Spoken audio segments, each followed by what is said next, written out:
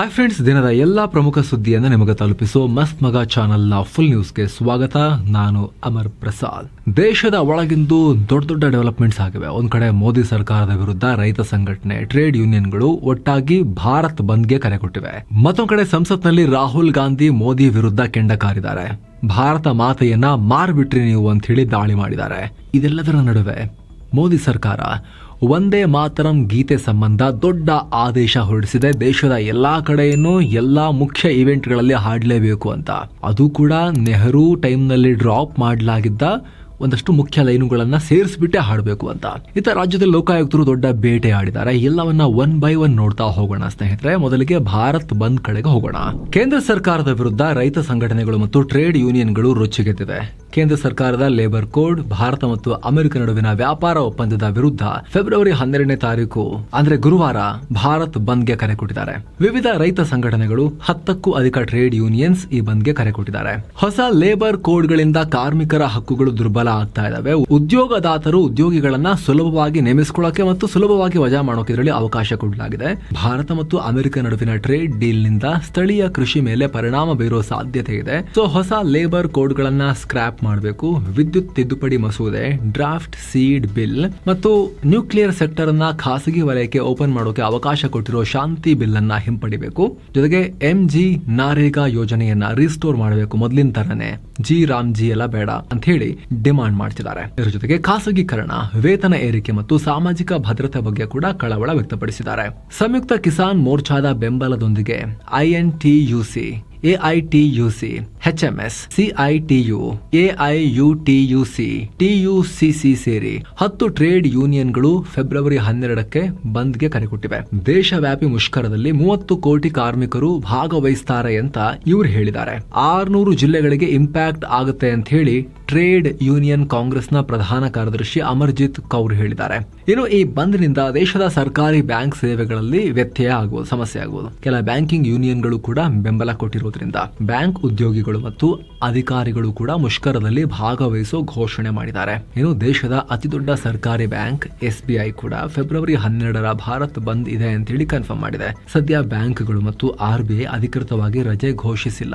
ಆದರೂ ಕೂಡ cash transaction ಮತ್ತು ಚೆಕ್ ಕ್ಲಿಯರೆನ್ಸ್ ಗಳಲ್ಲಿ ವಿಳಂಬ ಆಗೋ ಸಾಧ್ಯತೆ ಇದೆ. ಹಾಗೆ ಸರ್ಕಾರಿ ಸಾರಿಗೆ ಸೇವೆಗಳಲ್ಲೂ ಕೂಡ ಸಮಸ್ಯೆ ಆಗೋ ಸಾಧ್ಯತೆ ಇದೆ. ಪ್ರತಿಭಟನಾಕಾರರು ಅಲ್ಲಲ್ಲಿ ರಸ್ತೆ ಬಂದ್ ಮಾಡೋದ್ರಿಂದ ಸರ್ಕಾರಿ ಬಸ್, ಟ್ಯಾಕ್ಸಿ ಮತ್ತು ಲೋಕಲ್ ಟ್ರಾನ್ಸ್ಪೋರ್ಟ್ ಸೇವೆಗಳಲ್ಲಿ ಅಡಚಣೆ ಆಗಲಿದೆ. ಆದ್ರೆ ಇದುವರೆಗೂ ದೇಶಾದ್ಯಂತ ಶಾಲಾ ಕಾಲೇಜುಗಳನ್ನ ಕ್ಲೋಸ್ ಮಾಡುವಂತೆ ಯಾವುದೇ ಆದೇಶ ಹೊರಡಿಸಿಲ್ಲ. ಆದ್ರೆ ಸ್ಥಳೀಯ ಪರಿಸ್ಥಿತಿಗಳ ಆಧಾರದ ಮೇಲೆ ಶಾಲಾ ಕಾಲೇಜುಗಳನ್ನ ಬಂದ್ ಮಾಡೋ ಸಾಧ್ಯತೆ ಇದೆ. ಇನ್ನು ಆಸ್ಪತ್ರೆಗಳು, ಆಂಬ್ಯುಲೆನ್ಸ್ ಸೇವೆಗಳು ಇದೆಲ್ಲ ಸೇರಿದ ಹಾಗೆ ಎಮರ್ಜೆನ್ಸಿ ಸರ್ವಿಸಸ್ ಎಂದಿನಂತೆ ಕಾರ್ಯನಿರ್ವಹಿಸುವ ನಿರೀಕ್ಷೆ ಇದೆ. ಇನ್ನು ಭಾರತ ಮತ್ತು ಅಮೆರಿಕ ನಡುವಿನ ಹೊಸ ವ್ಯಾಪಾರ ಒಪ್ಪಂದ ಈಗ ದೊಡ್ಡ ರಾಜಕೀಯ ರಂಪಾಟಕ್ಕೆ ಕಾರಣ ಆಗಿದೆ. ಕಾಂಗ್ರೆಸ್ ನಾಯಕ ರಾಹುಲ್ ಗಾಂಧಿ ಅವರು ಕೇಂದ್ರ ಸರ್ಕಾರದ ವಿರುದ್ಧ ಗರಂ ಆಗಿದ್ದಾರೆ. ಪ್ರಧಾನಿ ಮೋದಿ ಮೇಲೆ ಟೀಕಾ ಪ್ರಹಾರ ಮಾಡಿದ್ದಾರೆ. ಭಾರತ ಮಾತೆಯನ್ನ ಮಾರಾಟ ಮಾಡಿದ್ದೀರಿ ನೀವು, ನಾಚಿಕೆ ಆಗಲ್ವಾ ಅಂತ ಲೋಕಸಭೆಯಲ್ಲಿ ಟೀಕೆ ಮಾಡಿದ್ದಾರೆ. ಭಾರತ ಅಮೆರಿಕ ವ್ಯಾಪಾರ ಒಪ್ಪಂದ ಒನ್ ಸೈಡೆಡ್ ಆಗಿದೆ. ನೀವು ಭಾರತ ಮಾತೆಯನ್ನ ಮಾರ್ಬಿಟ್ಟಿದ್ದೀರಿ. ಭಾರತವನ್ನ ಸೇಲ್ ಮಾಡೋಕೆ ನಾಚಿಕೆ ಆಗಲ್ವಾ ನಿಮಗೆ? ಈ ಟ್ರೇಡ್ ಡೀಲ್ ನಲ್ಲಿ ರೈತರ ಹಿತಾಸಕ್ತಿಯನ್ನ ಕಾಂಪ್ರಮೈಸ್ ಮಾಡಿಕೊಳ್ಳಲಾಗಿದೆ. ಈ ಒಪ್ಪಂದದ ಅಡಿಯಲ್ಲಿ ಭಾರತದ ಟೆಕ್ಸ್ಟೈಲ್ ಇಂಡಸ್ಟ್ರಿ, ಎನರ್ಜಿ ಸೆಕ್ಯೂರಿಟಿ ಎಲ್ಲ ನಾಶ ಆಗಿದೆ. ಇನ್ಮೇಲೆ ಬಾಂಗ್ಲಾದೇಶ ನಮ್ಮ ಟೆಕ್ಸ್ಟೈಲ್ ಇಂಡಸ್ಟ್ರಿನ ಮುಗಿಸ್ಬಿಡುತ್ತೆ. ಈಗ ನಾವು ಯಾರಿಂದ ತೈಲ ಖರೀದಿ ಮಾಡಬೇಕು ಅಂತ ಅಮೆರಿಕ ಡಿಸೈಡ್ ಮಾಡುತ್ತೆ. ಇದರಲ್ಲಿ ಯಾವುದೇ ಲಾಜಿಕ್ ಇಲ್ಲ. ಪ್ರಧಾನಿ ಮೋದಿ ಭಾರತೀಯರ ಭವಿಷ್ಯವನ್ನ ಅಮೆರಿಕದ ಮುಂದೆ ಸಂಪೂರ್ಣವಾಗಿ ಸರೆಂಡರ್ ಮಾಡಿದ್ದಾರೆ. ಇತಿಹಾಸದಲ್ಲೇ ಮೊದಲ ಬಾರಿಗೆ ನಮ್ಮ ರೈತರು ದೊಡ್ಡ ಬಿರುಗಾಳಿ ಫೇಸ್ ಮಾಡಿದ್ದಾರೆ. ಬಡ ರೈತರನ್ನ ಹಿಂಡಿ ಹಿಪ್ಪೆ ಮಾಡೋ ಬಾಗಿಲನ್ನ ಓಪನ್ ಮಾಡಿದಿರಿ. ಅಮೆರಿಕದಲ್ಲಿ ಕಾನೂನು ಹೋರಾಟ ಮಾಡ್ತಿರೋ ಬಿಜೆಪಿಯ ಹಣಕಾಸು ವಾಸ್ತುಶಿಲ್ಪಿಯನ್ನ ಅಂದ್ರೆ ಅದಾನಿಗೆ ಇವ್ರು ಹೇಳ್ತಿರೋದು, ಅವ್ರನ್ನ ರಕ್ಷಣೆ ಮಾಡೋಕೆ ಈ ರೀತಿ ನೀವು ಕಾಂಪ್ರಮೈಸ್ ಆಗಿದ್ದೀರಾ. ಭಾರತದ ಯಾವೊಬ್ಬ ಪ್ರಧಾನಿನೂ ಈ ರೀತಿ ಕೆಲಸ ಮಾಡಿಲ್ಲ. ಅದಾನಿ ಕೇಸ್ ಸಂಬಂಧ ಅಮೆರಿಕದಲ್ಲಿ ಕೇಸ್ ಆಗಿ ಸಮನ್ಸ್ ಕಳಿಸಿತ್ತು. ಆದ್ರೆ ಕಳೆದ 18 ತಿಂಗಳಿಂದ ಭಾರತ ಸರ್ಕಾರ ಪ್ರತಿಕ್ರಿಯೆ ಕೊಟ್ಟಿಲ್ಲ. ಈ ಒತ್ತಡಕ್ಕೆ ಬಂದು ಪ್ರಧಾನಿ ಮೋದಿ ಡೀಲ್ ಮಾಡ್ಕೊಂಡಿದ್ದೀರಾ. ನೀವು ಯಾರಿಗಾದ್ರೂ ಪ್ರೆಷರ್ ಹಾಕಿದ್ರೆ ಅವರ ಕಣ್ಣಲ್ಲಿ ಭಯ ಕಾಣಿಸುತ್ತೆ. ಆ ಭಯ ಈಗ ಪ್ರಧಾನಿ ಮೋದಿ ಅವರ ಕಣ್ಣುಗಳಲ್ಲಿ ನನಗೆ ಕಾಣಿಸ್ತಾ ಇದೆ ಅಂತ ಹೇಳಿ ರಾಹುಲ್ ಗಾಂಧಿ ಹೇಳಿದ್ದಾರೆ. ಜೊತೆಗೆ ನಿಮ್ ಜಾಗದಲ್ಲಿ ನಾವಿದ್ರೆ ಹಿಂಗೆಲ್ಲ ಬಗ್ತಾ ಇರಲಿಲ್ಲ, ನಮ್ಮನ್ನ ಈಕ್ವಲ್ ಆಗಿ ಟ್ರೀಟ್ ಮಾಡಿ ಅಂತ ಹೇಳ್ತಾ ಇದ್ವಿ. ನಮ್ಮ ಹತ್ರ ಡೇಟಾ ಇದೆ, ಪಾಕಿಸ್ತಾನ ತರ ನಮ್ಮನ್ನು ನೋಡ್ಬಿಡಿ ಅಂತ ನಾವು ಹೇಳ್ತಾ ಇದ್ವಿ ಅನ್ನೋದನ್ನ ರಾಹುಲ್ ಗಾಂಧಿ ಹೇಳಿದ್ದಾರೆ. ಜೊತೆಗೆ ಲೋಕಸಭೆಯಲ್ಲಿ ಎಪ್ಸ್ಟೀನ್ ಫೈಲ್ಸ್ ಬಗ್ಗೆ ಕೂಡ ಮಾತನಾಡಿದ್ದಾರೆ. ಜೆಫ್ರಿ ಎಪ್ಸ್ಟೀನ್ ಮತ್ತು ಉದ್ಯಮಿ ಅನಿಲ್ ಅಂಬಾನಿಗಿರೋ ಲಿಂಕ್ ಎಕ್ಸ್ಪೋಸ್ ಆಗಿದೆ. ಕೇಂದ್ರ ಮಂತ್ರಿ ಹರ್ದೀಪ್ ಸಿಂಗ್ ಪುರಿ ಅವರ ಹೆಸರು ಕೂಡ ಮೆನ್ಷನ್ ಆಗಿದೆ ಅಂತ ಹೇಳಿದ್ದಾರೆ. ಹೀಗೆ ಹೇಳ್ತಿದ್ದ ಹಾಗೆ ಆಡಳಿತಾರೂಢ ಪಕ್ಷದ ಸಂಸದರು ಪ್ರತಿಭಟನೆ ಮಾಡಿದ್ದಾರೆ. ಸೊ ಸ್ಪೀಕರ್ ಮಧ್ಯ ಪ್ರವೇಶ ಮಾಡಿ ಬಜೆಟ್ಗೆ ಸಂಬಂಧಪಟ್ಟ ವಿಚಾರದ ಬಗ್ಗೆ ಚರ್ಚೆ ಮಾಡಿ ಅಂತ ಹೇಳಿದ್ರು. ಇನ್ನು ರಾಹುಲ್ ಹೇಳಿಕೆಗೆ ಕೇಂದ್ರ ಸಂಸದೀಯ ವ್ಯವಹಾರಗಳ ಸಚಿವ ಕಿರಣ್ ರಿಜಿಜು ವಿರೋಧ ವ್ಯಕ್ತಪಡಿಸಿದ್ದಾರೆ. ಮೊದಲನೇದಾಗಿ ಭಾರತವನ್ನ ಮಾರಾಟ ಮಾಡೋ ಅಥವಾ ಭಾರತವನ್ನ ಟಚ್ ಮಾಡೋ ವ್ಯಕ್ತಿ ಇನ್ನೂ ಈ ವಿಶ್ವದಲ್ಲಿ ಹುಟ್ಟಿಲ್ಲ ಅಂತ ಹೇಳಿದ್ದಾರೆ. ಇನ್ನು ರಾಹುಲ್ ಗಾಂಧಿ ಅವರೇ ಏನಾದ್ರೂ ಅರ್ಥಪೂರ್ಣ ವಿಚಾರವನ್ನ ಮಾತಾಡಿ, ಸರಿಯಾದ ಆಧಾರ ಇಲ್ಲದೆ ಮಾತಾಡಬೇಡಿ. ನಮ್ಮ ಸರ್ಕಾರ ದೇಶದ ಆರ್ಥಿಕತೆ ಹಾಗೂ ಸ್ಟ್ರಾಟಜಿಕ್ ಇಂಟ್ರೆಸ್ಟ್ ಗಳನ್ನ ಕಾಪಾಡ್ತಾ ಇದೆ ಅಂತ ಹೇಳಿದ್ದಾರೆ. ಪೆಟ್ರೋಲಿಯಂ ಮತ್ತು ನೈಸರ್ಗಿಕ ಅನಿಲ ಸಚಿವ ಹರ್ದೀಪ್ ಸಿಂಗ್ ಪುರಿ ಅವರು ಪ್ರೆಸ್ ಕಾನ್ಫರೆನ್ಸ್ ನಲ್ಲಿ ರಾಹುಲ್ ಗಾಂಧಿಯ ಹೇಳಿಕೆಯನ್ನ ಖಂಡಿಸಿದ್ದಾರೆ. ರಾಹುಲ್ ಗಾಂಧಿಗೆ ಆಧಾರ ರಹಿತ ಆರೋಪಗಳನ್ನ ಮಾಡೋದು ಹ್ಯಾಬಿಟ್ ಆಗಿದೆ ಅಂತ ಹೇಳಿದ್ದಾರೆ. ಎಪ್ಸ್ಟೀನ್ ಫೈಲ್ಸ್ ವಿಚಾರವಾಗಿ ರಾಹುಲ್ ಗಾಂಧಿ ಮಾಡಿರುವ ಆರೋಪಕ್ಕೂ ಪ್ರತಿಕ್ರಿಯೆ ಕೊಟ್ಟಿದ್ದಾರೆ. ಹಿಂದೆ ಇಂಟರ್ನ್ಯಾಷನಲ್ ಪೀಸ್ ಇನ್ಸ್ಟಿಟ್ಯೂಟ್ ನಲ್ಲಿ ಕೆಲಸ ಮಾಡ್ತಿದ್ದಾಗ ನನ್ನ ಬಾಸ್ಗೆ ಎಪ್ಸ್ಟೀನ್ ಪರಿಚಯ ಇತ್ತು. ಹೀಗಾಗಿ ನಾನು ಜಸ್ಟ್ 3 ಬಾರಿ ಈ IPIನ ನಿಯೋಗದ ಭಾಗವಾಗಿ ಮೀಟ್ ಆಗಿದ್ದೆ ಅವ್ರನ್ನ. ಆ ಎಪ್ಸ್ಟೀನ್ ಮಾಡಿರುವ ಅಪರಾಧಗಳಿಗೂ ನಮ್ಮ ಈ ಭೇಟಿಗೂ ಲಿಂಕೇ ಇಲ್ಲ. ಎಪ್ಸ್ಟೀನ್ ಚಟುವಟಿಕೆಗಳ ಮೇಲೆ ನನಗೆ ಇಂಟ್ರೆಸ್ಟೇ ಇಲ್ಲ. ಆತನಿಗೆ ನಾನು ಸರಿಯಾದ ವ್ಯಕ್ತಿನೂ ಆಗಿರಲಿಲ್ಲ. ಯಾಕಂದ್ರೆ ಎಪ್ಸ್ಟೀನ್ ನನ್ನನ್ನು ನೋಡಿ 2 ಮುಖ ಹೊಂದಿರೋ ವ್ಯಕ್ತಿ ನೀವು ಅಂತ ನನ್ನ ಕರೆದಿದ್ರು. ರಾಹುಲ್ ಎಲ್ಲ ಇಮೇಲ್ಗಳನ್ನ ಚೆಕ್ ಮಾಡಬೇಕು ಅಂತ ಹೇಳಿದ್ದಾರೆ. ಇನ್ನು ವಂದೇ ಮಾತರಂ ಗೀತೆಗೆ ಸಂಬಂಧಪಟ್ಟಂತೆ ಕೇಂದ್ರ ಸರ್ಕಾರ ದೊಡ್ಡ ನಿರ್ಧಾರ ತಗೊಂಡಿದೆ. ಇನ್ನು ಮುಂದೆ ಸರ್ಕಾರಿ ಕಾರ್ಯಕ್ರಮ ಮತ್ತು ಶಾಲೆಗಳಲ್ಲಿ ರಾಷ್ಟ್ರಗೀತೆ ಹಾಡೋ ಮೊದಲು ರಾಷ್ಟ್ರೀಯ ಗೀತೆ ವಂದೇ ಮಾತರಂನ ಪೂರ್ತಿ 6 ಪ್ಯಾರಾಗಳನ್ನ ಹಾಡಬೇಕು. 3 ನಿಮಿಷ 10 ಸೆಕೆಂಡ್ ಒಳಗಡೆ ಅದು ಮುಗಿಸಬೇಕು ಮತ್ತು ಈ ವೇಳೆ ಎಲ್ಲರೂ ಎದ್ದು ನಿಲ್ಲೋದು ಕಡ್ಡಾಯ ಅಂತ ಕೇಂದ್ರ ಗೃಹ ಸಚಿವಾಲಯ ಪ್ರಕಟಣೆ ಹೊರಡಿಸಿದೆ. ಹಾಗೆ ಪದ್ಮ ಪ್ರಶಸ್ತಿ ಸೇರಿದ ಹಾಗೆ ನಾಗರಿಕ ಪ್ರಶಸ್ತಿ ಸಮಾರಂಭಗಳಲ್ಲಿ ಮತ್ತು ರಾಷ್ಟ್ರಪತಿಯವರು ಪಾಲ್ಗೊಳ್ಳೋ ಎಲ್ಲಾ ಕಾರ್ಯಕ್ರಮಗಳಲ್ಲೂ ಕೂಡ ಇದನ್ನ ನುಡಿಸಬೇಕು. ರಾಷ್ಟ್ರದ ಧ್ವಜಾರೋಹಣ ನಡೆಸುವ ಫಂಕ್ಷನ್ಗಳಲ್ಲೂ ಕೂಡ ಇದು ಕಡ್ಡಾಯ. ಜೊತೆಗೆ ರಾಜ್ಯ ಮಟ್ಟದಲ್ಲಿ ಸರ್ಕಾರದ ಅಧಿಕೃತ ಕಾರ್ಯಕ್ರಮಗಳಲ್ಲಿ ರಾಜ್ಯಪಾಲರು ಅಥವಾ ಲೆಫ್ಟಿನೆಂಟ್ ಗವರ್ನರ್ ಅವರ ಆಗಮನ ಮತ್ತು ನಿರ್ಗಮನದ ನಂತರ ಈ ಹಾಡನ್ನ ನುಡಿಸಬೇಕು ಅಂತ ಸೂಚಿಸಲಾಗಿದೆ. ಆದರೆ ಸಿನಿಮಾ ಥಿಯೇಟರ್ಗಳಲ್ಲಿ ವಂದೇ ಮಾತರಂ ಪ್ಲೇ ಆದಾಗ ಎದ್ದು ನಿಲ್ಲೋದು ಕಡ್ಡಾಯ ಅಲ್ಲ ಅಂತ ಸ್ಪಷ್ಟಪಡಿಸಿದೆ. ಜನರಿಗೆ ತೊಂದರೆ ಆಗಬಾರದು ಅನ್ನೋ ಕಾರಣಕ್ಕಾಗಿ ಈ ವಿನಾಯಿತಿ ಕೊಡಲಾಗಿದೆ. ಥಿಯೇಟರ್ಗಳಲ್ಲಿ ವಂದೇ ಮಾತರಂ ಗೀತೆಗೆ 150 ವರ್ಷ ತುಂಬಿದ ಸಂಭ್ರಮಾಚರಣೆ ಹೊತ್ತಲ್ಲಿ ಸರ್ಕಾರ ಈ ದೊಡ್ಡ ಕ್ರಮ ತಗೊಂಡಿದೆ. ಒಂದು ವೇಳೆ ಯಾರಾದ್ರೂ ಅಗೌರವ ತೋರಿದ್ರೆ ರಾಷ್ಟ್ರೀಯ ಗೌರವಕ್ಕೆ ಅಪಮಾನ ತಡೆ ಕಾಯ್ದೆ ಅಡಿಯಲ್ಲಿ ಗರಿಷ್ಠ 3 ವರ್ಷಗಳವರೆಗೆ ಜೈಲಿಗೆ ಹಾಕೋಕ್ಕೂ ಕೂಡ ಅವಕಾಶ ಇದೆ. ಈ ಗೀತೆಯನ್ನ 1875ರಲ್ಲಿ ಬಂಕಿಮಚಂದ್ರ ಚಟರ್ಜಿ ಬರೆದಿದ್ರು. ಬ್ರಿಟಿಷರ ವಿರುದ್ಧದ ಹೋರಾಟದಲ್ಲಿ ಭಾರತವನ್ನ ದುರ್ಗೆ ರೂಪದಲ್ಲಿ ವರ್ಣಿಸೋ ಈ ಹಾಡು ಸ್ವಾತಂತ್ರ್ಯ ಹೋರಾಟಗಾರರಿಗೆ ದೊಡ್ಡ ಅಸ್ತ್ರ ಆಗಿತ್ತು. ಆದ್ರೆ ಹಾಡಿನ ಕೆಲ ಸಾಲುಗಳು ಹಿಂದೂ ದೇವರನ್ನ ವರ್ಣಿಸೋ ರೀತಿ ಇರೋದ್ರಿಂದ ಮುಸ್ಲಿಮರಿಗೆ ಅಥವಾ ಜಿನ್ನಾಗಿ ಇಷ್ಟ ಆಗಲ್ಲ ಅನ್ನೋ ಕಾರಣಕ್ಕೆ ದೇಶದ ಮೊದಲ ಪ್ರಧಾನಿ ನೆಹರು ಮತ್ತು ಅಂದಿನ ಕಾಂಗ್ರೆಸ್ನವರು ಕೆಲ ಪ್ಯಾರಾಗಳನ್ನ ಡ್ರಾಪ್ ಮಾಡಿದ್ರು. ದೇಶ ವಿಭಜನೆಗೆ ಬೀಜ ಬಿತ್ತೋಕೆ ಅದೇ ಕಾರಣ ಆಯಿತು ಅಂತ ಪ್ರಧಾನಿ ಮೋದಿ ಗಂಭೀರ ಆರೋಪ ಮಾಡಿದ್ರು. ಈ ಬಗ್ಗೆ ಪಾರ್ಲಿಮೆಂಟ್ ನಲ್ಲಿ ಈ ಹಿಂದೆ ದೊಡ್ಡ ಗಲಾಟೆಯಾಗಿತ್ತು. ಈಗ ಆ ಕೈ ಬಿಟ್ಟಿದ್ದ ಸಾಲುಗಳನ್ನ ಕೂಡ ಸೇರಿಸಿ ಹಾಡಬೇಕು ಅಂತ ಹೇಳಿ ಕಡ್ಡಾಯ ನಿಯಮವನ್ನ ಜಾರಿಗೆ ತಂದಿರುವುದರಿಂದ ದೇಶದಲ್ಲಿ ಮತ್ತೆ ದೊಡ್ಡ ರಾಜಕೀಯ ಜಟಾಪಟಿಗೆದು ಕಾರಣ ಆಗೇ ಆಗತ್ತೆ. ಏನೋ ಲಂಚ ತಗೊಳ್ಳುವಾಗಲೇ PWD ಇಲಾಖೆಯ 2 ಅಧಿಕಾರಿಗಳು ಲೋಕಾಯುಕ್ತ ಬಲೆಗೆ ಬಿದ್ದಿದ್ದಾರೆ. ವಿಜಯನಗರ ಜಿಲ್ಲೆಯ ಹೊಸಪೇಟೆಯ PWD ಕಚೇರಿ ಬಳಿ ಈ ಘಟನೆಯಾಗಿದೆ. ಆ ಅಧಿಕಾರಿಗಳನ್ನ ಎಕ್ಸಿಕ್ಯೂಟಿವ್ ಇಂಜಿನಿಯರ್ ದೇವದಾಸ್ ಮತ್ತು ಅಕೌಂಟೆಂಟ್ ಮಾರುತಿ ಅಂತ ಗುರುತಿಸಲಾಗಿದೆ. ಗುತ್ತಿಗೆದಾರರೊಬ್ಬರು ಮಾಡಿದ ಕಾಮಗಾರಿಯ ಬಿಲ್ ಪಾಸ್ ಮಾಡಿಕೊಡೋಕೆ ಈ ಅಧಿಕಾರಿಗಳು ಸತಾಯಿಸ್ತಾ ಇದ್ರು. ಕಡೆಗೆ 1 ಲಕ್ಷ ರೂಪಾಯಿ ಲಂಚ ಡಿಮಾಂಡ್ ಮಾಡಿ ಕಚೇರಿಯಲ್ಲಿ ಆ ಲಂಚ ತಗೊಳ್ಳುವಾಗ ಲೋಕಾಯುಕ್ತ ಅಧಿಕಾರಿಗಳು ದಾಳಿ ಮಾಡಿದ್ದಾರೆ. ಸದ್ಯ ಆ ಹಣ ಸೀಸ್ ಮಾಡಿ ಇಬ್ಬರನ್ನು ಕೂಡ ವಶಕ್ಕೆ ಪಡೆದು ವಿಚಾರಣೆ ನಡೆಸಲಾಗ್ತಾ ಇದೆ. ಇನ್ನು ಮಂಡ್ಯ ಜಿಲ್ಲೆಯ ಕೈಗಾರಿಕಾ ಅಭಿವೃದ್ಧಿಗೆ ವೇಗ ನೀಡೋಕೆ ರಾಜ್ಯ ಸರ್ಕಾರ ಹೆಜ್ಜೆ ಇಟ್ಟಿದೆ. ದೇಶದ ಮೊದಲ ನಿರ್ಮಾಣ ಮತ್ತು ಮೂಲಸೌಕರ್ಯ ಉಪಕರಣಗಳ ಪರೀಕ್ಷಾ ಕೇಂದ್ರವನ್ನ ಟೆಸ್ಟಿಂಗ್ ಫೆಸಿಲಿಟಿಯನ್ನ ಮಂಡ್ಯದಲ್ಲಿ ಸ್ಥಾಪಿಸೋಕೆ ನಿರ್ಧಾರ ಮಾಡಲಾಗಿದೆ. Automotive research association of India ARAI ಸುಮಾರು 500 ಕೋಟಿ ರೂಪಾಯಿ ವೆಚ್ಚದಲ್ಲಿ ಈ ವಿಶ್ವ ದರ್ಜೆಯ ಕೇಂದ್ರವನ್ನು ನಿರ್ಮಾಣ ಮಾಡುತ್ತೆ. ಇದಕ್ಕಾಗಿ ಮಂಡ್ಯ ತಾಲೂಕಿನ ಬಸರಾಳು ಹೋಬಳಿಯ ಮುದ್ದನಘಟ್ಟ ಮತ್ತು ಹೆಗ್ಗಡತಿ ಹಳ್ಳಿ ವ್ಯಾಪ್ತಿಯಲ್ಲಿ 105 ಎಕರೆ ಭೂಮಿ ಕೊಡೋಕೆ ಸರ್ಕಾರ ಒಪ್ಪಿಗೆ ಸೂಚಿಸಿದೆ. ಕೇಂದ್ರ ಸಚಿವ HD ಕುಮಾರಸ್ವಾಮಿ ಅವರ ರಿಕ್ವೆಸ್ಟ್ಗೆ ಸ್ಪಂದಿಸಿರೋ ಕೈಗಾರಿಕಾ ಸಚಿವ MB ಪಾಟೀಲ್ ಭೂಮಿಯನ್ನ ಕೂಡಲೇ ಪರಿಶೀಲಿಸಿ ಮುಂದಿನ ಕ್ರಮ ಕೈಗೊಳ್ಳುವಂತೆ ಸೂಚನೆ ಕೊಟ್ಟಿದ್ದಾರೆ. ಭಾರತದಲ್ಲಿ ನಿರ್ಮಾಣ ಕ್ಷೇತ್ರದಲ್ಲಿ ಬಳಸುವ ಯಂತ್ರೋಪಕರಣಗಳು, ತಂತ್ರಜ್ಞಾನ ಮತ್ತು ವಿವಿಧ ಉಪಕರಣಗಳ ಗುಣಮಟ್ಟವನ್ನ ಟೆಸ್ಟ್ ಮಾಡೋಕೆ ಈ ಕೇಂದ್ರ ಯೂಸ್ ಆಗುತ್ತೆ ಅಂತ. ಇದುವರೆಗೆ ಅಂತ ಸಮಗ್ರ ಸೌಲಭ್ಯದ ಒಂದು ಇಂಟಿಗ್ರೇಟೆಡ್ ಸೆಂಟರ್ ಇಡೀ ದೇಶದಲ್ಲೇ ಇರಲಿಲ್ಲ. ಹಾಗಾಗಿ ಈ ಯೋಜನೆ ರಾಷ್ಟ್ರ ಮಟ್ಟದಲ್ಲಿ ಮಹತ್ವ ಪಡಿತಾ ಇದೆ. ಹೆಂಗ್ ಇಂಪ್ಲಿಮೆಂಟ್ ಮಾಡ್ತಾರೆ ನೋಡಬೇಕು. ವಿಧಾನಸೌಧದಲ್ಲೇ ಕಳ್ತನ, ನಗರಾಭಿವೃದ್ಧಿ ಮಂತ್ರಿ ಭೈರತಿ ಸುರೇಶ್ ಅವರ ಕಚೇರಿಯಲ್ಲಿ 300 ಗ್ರಾಂ ಚಿನ್ನ ಮತ್ತು 1.5 ಲಕ್ಷ ರೂಪಾಯಿ ಹಣ ಇದ್ದ ಬ್ಯಾಗ್ ಕಳ್ತನ. ಕಚೇರಿ ಕೆಲಸದ ನಿಮಿತ್ತ ಬಂದಿದ್ದ ನವೀನ್ ಅನ್ನೋರು ಬ್ಯಾಗ್ ಮರೆತು ಬಿಟ್ಟು ಹೋಗಿದ್ರು.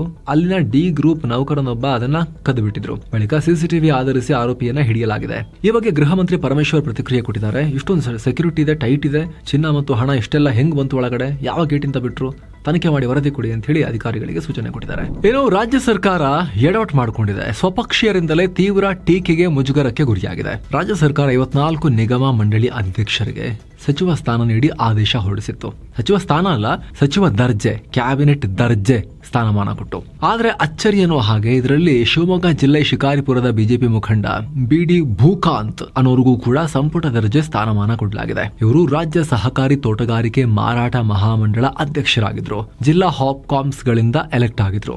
ಆದ್ರೆ ಅವರು ಬಿಜೆಪಿ ಅವರು. ಈ ಭೂಕಾಂತ್ ಅವರ ಪತ್ನಿ ಕೂಡ ಬಿಜೆಪಿಯಿಂದ ಜಿಲ್ಲಾ ಪಂಚಾಯಿತಿ ಮೆಂಬರ್ ಆಗಿದ್ರು. ಹೀಗಿರುವಾಗ ಅವ್ರಿಗೆ ಯಾಕೆ ಈ ಸ್ಥಾನ ಕೊಟ್ರಿ, ಕ್ಯಾಬಿನೆಟ್ ದರ್ಜೆ ಕೊಟ್ರಿ ಅಂತ ಕಾಂಗ್ರೆಸ್ ಕಾರ್ಯಕರ್ತರು ಆಕ್ರೋಶ ಹೊರ ಹಾಕಿದ್ದಾರೆ. ಕಾಂಗ್ರೆಸ್ ಪಾರ್ಟಿಗೆ ದುಡಿದವ್ರು ಯಾರು ಇಲ್ವಾ ನಿಮಗೆ? ವಿರೋಧ ಪಕ್ಷದವರಿಗೆಲ್ಲ ಕೊಡ್ತಿರಲ್ಲ. ಅಡ್ಜಸ್ಟ್ಮೆಂಟ್ ಪಾಲಿಟಿಕ್ಸ್ ಅಂತ. ಅಡ್ಜಸ್ಟ್ಮೆಂಟ್ ಪಾಲಿಟಿಕ್ಸ್ ಅಂತ ಬಂದಾಗೆಲ್ಲ ಇಂಟ್ರೆಸ್ಟಿಂಗ್ ಯಾಕಾಗತ್ತೆ ಗೊತ್ತಾ?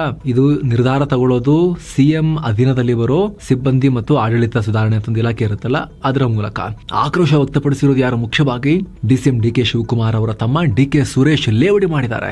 ನಮ್ದು ಸರ್ವಧರ್ಮ ಪಾಲಿಸಿ, ಬಿಜೆಪಿ ಜೆಡಿಎಸ್ ಸೇರಿದಂತೆ ಎಲ್ಲರೂ ನಮ್ಮ ಪಕ್ಷದಲ್ಲೇ ಇದ್ದಾರೆ. ಹೀಗಾಗಿ ಎಲ್ಲಾ ವಿಚಾರದಲ್ಲೂ ಹೊರಗಿನಿಂದ ಬಂದ ಅತಿಥಿಗಳಿಗೆ ಮೊದಲ ಆದ್ಯತೆ, ಕಾಂಗ್ರೆಸ್ ಕಾರ್ಯಕರ್ತರಿಗೆ 2ನೇ ಆದ್ಯತೆ ಅಂತ ವ್ಯಂಗ್ಯ ಮಾಡಿ ಮಾತನಾಡಿದ್ದಾರೆ. ಬಿಜೆಪಿ ಲೀಡರ್ಗೆ ಹೆಂಗ್ ನೀವು ಸಹಕಾರಿ ಮಂಡಳಿ ಅಧ್ಯಕ್ಷ ಸ್ಥಾನವನ್ನ ಕೊಟ್ರಿ ಅನ್ನೋ ಪ್ರಶ್ನೆ ಉದ್ಭವಿಸುತ್ತಲ್ಲ.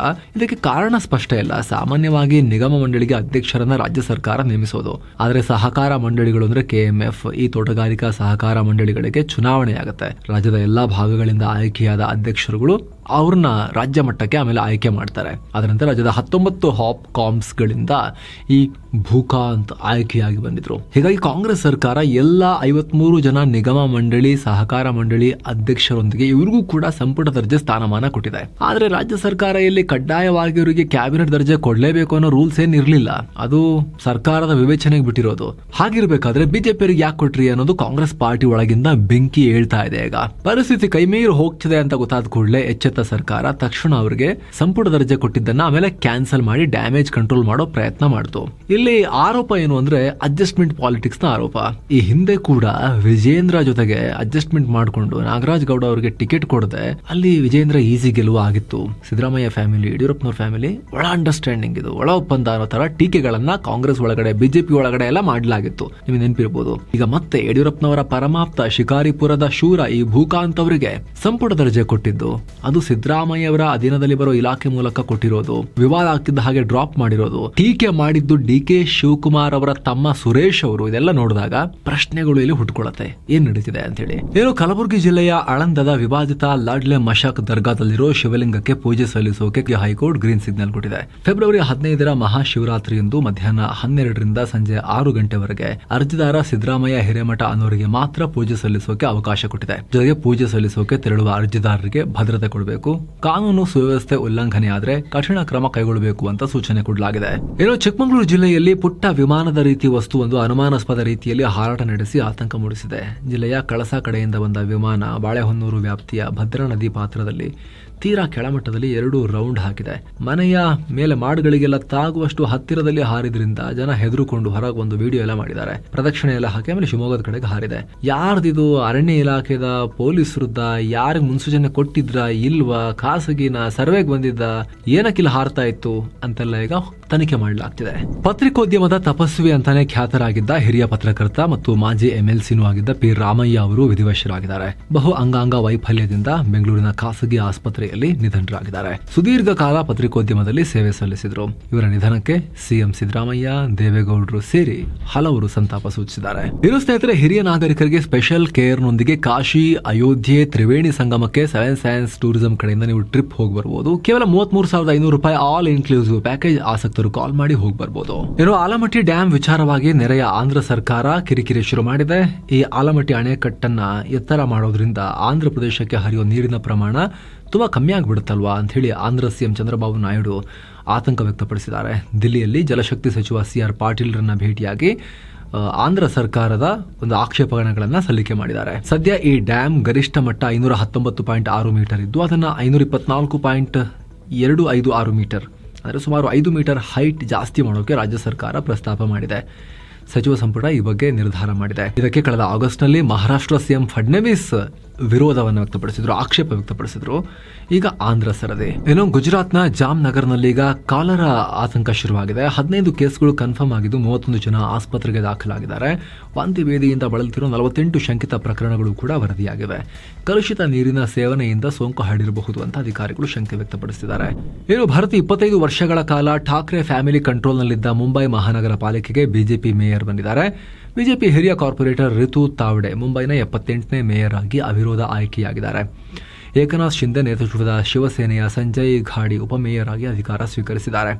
ಈ ಮೂಲಕ ಭರ್ತಿ 44 ವರ್ಷಗಳ ನಂತರ ಬಿಜೆಪಿಗೆ ಮೇಯರ್ ಪಟ್ಟ ಸಿಕ್ಕಿದೆ.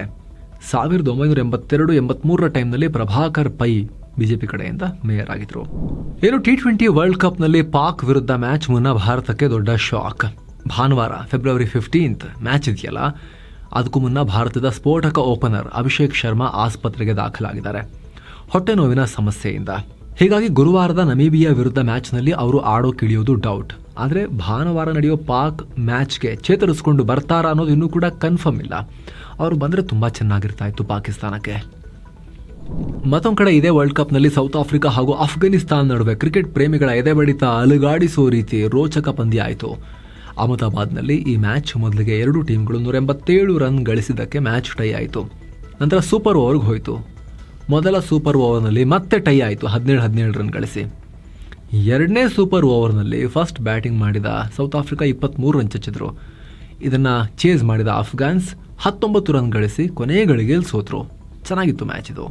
ಏನು ಸ್ನೇಹಿತರೆ, ಬಿಸ್ನೆಸ್, ಎಕಾನಮಿ ಮತ್ತು ಸ್ಟಾಕ್ ಮಾರ್ಕೆಟ್ ವಿಚಾರಕ್ಕೆ ಬಂದರೆ ಭಾರತದ ಷೇರುಪೇಟೆ ಫ್ಲಾಟ್ ಆಗಿ ಎಂಡ್ ಆಗಿದೆ. ದಿನದ ವಹಿವಾಟಿನ ಅಂತ್ಯಕ್ಕೆ ಸೆನ್ಸೆಕ್ಸ್ 40 ಪಾಯಿಂಟ್ಸ್ ಅಥವಾ 0.048% ಡೌನ್ ಆಗಿ 84,233ಕ್ಕೆ, ನಿಫ್ಟಿ 18 ಪಾಯಿಂಟ್ಸ್ ಅಥವಾ 0.072% ಜಂಪ್ ಆಗಿ 25,953ಕ್ಕೆ ತಲುಪಿದೆ. ಇತ ಮಿಡ್ ಕ್ಯಾಪ್ ಇಂಡೆಕ್ಸ್ 0.02% ಡೌನ್ ಆಗಿದ್ದು ಸ್ಮಾಲ್ ಕ್ಯಾಪ್ ಇಂಡೆಕ್ಸ್ 0.13% ಏರಿಕೆಯಾಗಿದೆ. ನಿರಂತರ ಏರಿಕೆ ನಂತರ ಹೂಡಿಕೆದಾರರು ಪ್ರಾಫಿಟ್ ಬುಕ್ಕಿಂಗ್ಗೆ ಮುಂದಾದರು. ಅತ್ತ ಭಾರತ ಮತ್ತು ಅಮೆರಿಕ ನಡುವಿನ ಟ್ರೇಡ್ ಡೀಲ್ ನಂತರ ಮಾರ್ಕೆಟ್ನ ಚಿತ್ತ ಈಗ ಮತ್ತೆ ಕಂಪನಿಗಳ 3ನೇ ತ್ರೈಮಾಸಿಕದ ರಿಸಲ್ಟ್ ಮೇಲೆ ಶಿಫ್ಟ್ ಆಗಿದೆ. ಜೊತೆಗೆ ಮುಂದಿನ ಮಂತ್ಲಿ ಇನ್ಫ್ಲೇಷನ್ ಡೇಟಾ ಮೇಲೂ ಕೂಡ ಹೂಡಿಕೆದಾರರು ಫೋಕಸ್ ಮಾಡ್ತಿದ್ದಾರೆ. ಹಾಗೆ ಭಾರತ ಮತ್ತು ಅಮೆರಿಕ ಟ್ರೇಡ್ ಡೀಲ್ನ ಸೂಕ್ಷ್ಮ ವಿಚಾರಗಳ ಮೇಲೂ ಕೂಡ ಮಾರ್ಕೆಟ್ ಗಮನ ಇದೆ. ಫ್ಯಾಕ್ಟ್ ಶೀಟ್ಸ್ ಅದು ಇದು ಅಂತ ಅಮೆರಿಕದ ವೈಟ್ ಹೌಸ್ ದಿನಕ್ಕೊಂದೊಂಥರ ಸ್ಟೇಟ್ಮೆಂಟ್ ಕೊಡ್ತಾ ಇದೆ. ಹೀಗಾಗಿ ಹೂಡಿಕೆದಾರರು ಕಾದು ನೋಡ್ತಾ ಇದ್ದಾರೆ. ಇದರಿಂದ ಮಾರ್ಕೆಟ್ನಲ್ಲಿ ದೊಡ್ಡ ಚೇಂಜಸ್ ಆಗಿದೆ. ಫ್ಲ್ಯಾಟ್ ಇತ್ತು. ಇನ್ನು TCS, Infosys, HCL technologies, eternal ಮತ್ತು ITC ಷೇರುಗಳು ರೆಡ್ನಲ್ಲಿದ್ವು. ಇತ್ತ Eicher, Apollo hospitals, SBI, Maruti Suzuki, Indian oil corporation ಷೇರುಗಳು ಗ್ರೀನ್ನಲ್ಲಿದ್ವು. ಇನ್ನು ಡಾಲರ್ ಮುಂದೆ ರೂಪಾಯಿ ಮೌಲ್ಯ 14 ಪೈಸೆ ಇಳಿಕೆಯಾಗಿ 90 ರೂಪಾಯಿ 70 ಪೈಸೆಯಾಗಿದೆ. ಇನ್ನು ಕೇಂದ್ರ ಸರ್ಕಾರ ಭಾರತ್ ಹೆವಿ ಎಲೆಕ್ಟ್ರಾನಿಕ್ಸ್ ಲಿಮಿಟೆಡ್ನಲ್ಲಿ ಸುಮಾರು 3% ಪಾಲನ್ನು ಮಾರಾಟ ಮಾಡೋಕೆ ಆರಂಭಿಸಿದೆ. ಆಫರ್ ಫಾರ್ ಸೇಲ್ ಮೂಲಕ ಕಂಪನಿಯ 3% ಸ್ಟೇಕನ್ನು ಮಾರಾಟ ಮಾಡ್ತಿದೆ. ಪ್ರತಿ ಷೇರಿಗೆ 254 ರೂಪಾಯಿ ದರ ನಿಗದಿಪಡಿಸಿದೆ. ಒಂದು ವೇಳೆ ಷೇರುಗಳಿಗೆ ಡಿಮಾಂಡ್ ಹೆಚ್ಚಾದರೆ ಮುಂದೆ ಹೆಚ್ಚುವರಿಯಾಗಿ 2% ಸ್ಟೇಕನ್ನು ಕೂಡ ಮಾರೋ ಪ್ಲಾನ್ ಅನ್ನು ಸರ್ಕಾರ ಮಾಡಿದೆ. ಈ ಮೂಲಕ ಸುಮಾರು 2,650 ಕೋಟಿ ರೂಪಾಯಿ ಹಣವನ್ನು ಸಂಗ್ರಹಿಸೋ ಪ್ಲಾನ್ ಇದೆ. ಇನ್ನು ಜಾಗತಿಕ ಹೂಡಿಕೆ ಸಂಸ್ಥೆ ಗೋಲ್ಡ್ಮನ್ ಸ್ಯಾಕ್ಸ್ ಭಾರತದ GDP ಬೆಳವಣಿಗೆ ಮುನ್ಸೂಚನೆಯನ್ನು ಹೆಚ್ಚಿಸಿದೆ. 2026-27 ಹಣಕಾಸು ವರ್ಷದಲ್ಲಿ ಭಾರತದ GDP 7% ಗ್ರೋತ್ ರೇಟ್ ಕಾಣಬಹುದು ಅಂತ ಹೇಳಿದೆ. ಈ ಹಿಂದೆ 6.8% ಅಂತ ಹೇಳಿತ್ತು. ಸರ್ಕಾರದ ಪಾಲಿಸಿ ಅನ್ಸರ್ಟಿನಿಟಿ ಅಂದರೆ ಸರ್ಕಾರಿ ನೀತಿಗಳ ಗೊಂದಲಗಳು ದೂರವಾಗಿ ಆರ್ಥಿಕತೆ ಸ್ಥಿರವಾಗಿದೆ. ಅಲ್ಲದೆ ಸರ್ಕಾರ ಮೂಲಸೌಕರ್ಯ ಮತ್ತು ಬಂಡವಾಳ ಹೂಡಿಕೆಗೆ ಹೆಚ್ಚಿನ ಒತ್ತು ಕೊಟ್ಟಿರೋದ್ರಿಂದ ಆರ್ಥಿಕತೆಗೆ ಬಲ ಸಿಗ್ತಾ ಇದೆ ಅಂತ ಗೋಲ್ಡ್ಮನ್ ಸ್ಯಾಕ್ಸ್ ಹೇಳಿದೆ. ಇವರು ಅಕಾಸಾ ಏರ್ಲೈನ್ಸ್ನ ಸಹ ಸಂಸ್ಥಾಪಕ ಮತ್ತು chief commercial officer Praveen Iyer ತಮ್ಮ ಹುದ್ದೆಗೆ ರಾಜೀನಾಮೆ ಕೊಟ್ಟಿದ್ದಾರೆ. ಇವರು ಅಕಾಸಾ ಏರ್ಲೈನ್ಸ್ನ ಫೌಂಡಿಂಗ್ ಲೀಡರ್ಶಿಪ್ ಟೀಮ್ನ ಮೆಂಬರ್ ಆಗಿದ್ರು. ಏರ್ಲೈನ್ಸ್ನ ಕಮರ್ಷಿಯಲ್ ಸ್ಟ್ರಾಟಜಿ ಮತ್ತು ರೆವೆನ್ಯೂ ಫ್ರೇಮ್ ವರ್ಕ್ನಲ್ಲಿ ಮೇನ್ ರೋಲ್ ನಿಭಾಯಿಸಿದ್ರು. ಈಗ ತಮ್ಮ ಹುದ್ದೆಯನ್ನು ತೊರೆದಿದ್ದಾರೆ. ಇವರ ಸ್ಥಾನಕ್ಕೆ ಕಂಪನಿಯ ಕೋ-ಫೌಂಡರ್ ಆನಂದ್ ಶ್ರೀನಿವಾಸನ್ ನೇಮಕಗೊಂಡಿದ್ದಾರೆ. ಇನ್ನು ಕೆಲ ಕಂಪನಿಗಳ Q3 ರಿಸಲ್ಟ್ಸ್ ಬಂದಿದ್ದಾವೆ. ಹಿಂದುಜಾ ಗ್ರೂಪ್ನ ಟ್ರಕ್ ಮೇಕರ್ ಕಂಪನಿ ಅಶೋಕ್ ಲೇಲ್ಯಾಂಡ್ನ ನೆಟ್ ಪ್ರಾಫಿಟ್ 4.5% ಹೆಚ್ಚಾಗಿ 796 ಕೋಟಿ ರೂಪಾಯಿ ಬಂದಿದೆ. ಇನ್ನು ಆಟೋಮೊಬೈಲ್ ದಿಗ್ಗಜ ಮಹೀಂದ್ರ ಅಂಡ್ ಮಹೀಂದ್ರಾದ ನೆಟ್ ಪ್ರಾಫಿಟ್ 32.6% ಜಂಪ್ ಆಗಿ 3,931 ಕೋಟಿ ರೂಪಾಯಿ ಆಗಿದೆ. ಇನ್ನು ಮುಖ್ಯವಾಗಿ ಇದರಲ್ಲಿ ಟ್ರ್ಯಾಕ್ಟರ್ಗಳ ಮಾರಾಟ ಹೈಲೈಟ್ ಆಗಿದೆ. ಇನ್ನು ಲೆನ್ಸ್ ಕಾರ್ಟ್ನ ನೆಟ್ ಪ್ರಾಫಿಟ್ 131.03 ಕೋಟಿ ರೂಪಾಯಿಗೆ ತಲುಪಿದೆ. ಭಾರತದಲ್ಲಿ ಮಾತ್ರವಲ್ಲದೆ ಸಿಂಗಪೂರ್, ಜಪಾನ್ ಸೇರಿ ಹಲವು ರಾಷ್ಟ್ರಗಳಲ್ಲಿ ವ್ಯಾಪಾರ ಇವ್ರದ್ದು ಪಿಕಪ್ ಆಗ್ತಿದೆ ಅನ್ನೋ ಲಕ್ಷಣಗಳು ಆರಂಭದ ಹಂತದಲ್ಲಿ ಕಾಣಿಸಿವೆ. ಇನ್ನು ಚಿನ್ನ ಮತ್ತು ಬೆಳ್ಳಿ ಬೆಲೆ ವಿಚಾರಕ್ಕೆ ಬಂದರೆ 24 ಕ್ಯಾರೆಟ್ನ 10 ಗ್ರಾಂ ಚಿನ್ನದ ಬೆಲೆಯಲ್ಲಿ ₹1,067 ಹೆಚ್ಚಾಗಿ ₹1,57,322 ಆಗಿದೆ. 22 ಕ್ಯಾರೆಟ್ನ 10 ಗ್ರಾಂ ಚಿನ್ನದ ಬೆಲೆಯಲ್ಲಿ ₹980 ಹೆಚ್ಚಾಗಿ ₹1,44,110 ಆಗಿದೆ. 1 ಕೆಜಿ ಬೆಳ್ಳಿ ಬೆಲೆಯಲ್ಲಿ ₹7,349 ಹೆಚ್ಚಾಗಿ ₹2,66,449 ಆಗಿದೆ. ಸೊ ಫ್ರೆಂಡ್ಸ್, ಇದಾಗಿತ್ತು ಇವತ್ತಿನ ಫುಲ್ ನ್ಯೂಸ್. ನಾವು ಕುಯ್ದಿಲ್ಲ, ಹೇಳದಿಲ್ಲ, ಕಿರ್ಚಾಡಿಲ್ಲ, ಬರೀ ಸುದ್ದಿಯ ರೀತಿಯಲ್ಲಿ ತಲುಪಿಸೋ ಪ್ರಯತ್ನ ಮಾಡಿದ್ದೀವಿ. ನಿಮಗಿದು ಇಷ್ಟ ಆಗ್ತಾ ಇದ್ರೆ ಮಸ್ತ್ ಮಗ ಚಾನಲ್ಗೆ ಸಬ್ಸ್ಕ್ರೈಬ್ ಮಾಡಿ. ಹಾಗೆ ಸ್ನೇಹಿತರೆ, ವಿಡಿಯೋ ಕೆಳಗಡೆ ಜಾಯಿನ್ ಬಟನ್ ಇದೆ, ಅದ್ರ ಮೇಲೆ ಕ್ಲಿಕ್ ಮಾಡೋ ಮೂಲಕ ನೀವು ಕೂಡ ಮಸ್ತ್ ಮಗ ಪ್ರೀಮಿಯಂ ಮೆಂಬರ್ ಆಗ್ಬೋದು. ಆನಂತರ ಎಲ್ಲ ಮೆಂಬರ್ಶಿಪ್ ಓನ್ಲಿ ಕಾಂಟೆಂಟ್, ಅದು weekly biz news, current affairs program current power, ಇವಾಗ ಪಬ್ಲಿಷ್ ಆಗ್ತಿರೋ ಎಕನಾಮಿಕ್ಸ್ನ ಮಿನಿ ಸೀರೀಸ್, ಲೈವ್ ಇಂಟರಾಕ್ಷನ್ಸ್ ಎಲ್ಲದರಲ್ಲೂ ಕೂಡ ಆಕ್ಸೆಸ್ ಪಡಿಬೋದು. ಎಲ್ಲಕ್ಕಿಂತ ಹೆಚ್ಚಾಗಿ ನೀವು ನಮ್ಮ ತಂಡದ ನಿಷ್ಪಕ್ಷಪಾತ ಕೆಲಸಕ್ಕೆ ಬೆಂಬಲ ಕೊಟ್ಟಂತೇನೂ ಆಗುತ್ತೆ. ಆಸಕ್ತರು ಕನ್ಸಿಡರ್ ಮಾಡಿ ಜಾಯಿನ್ ಬಟನ್ ಮೂಲಕ ವಿಡಿಯೋ ಕೆಳಗಡೆ. Thank you so much. ಮತ್ತೆ ಭೇಟಿ ಆಗ್ತಿರೋಣ ಸ್ನೇಹಿತರೆ. ನಮಸ್ತೆ.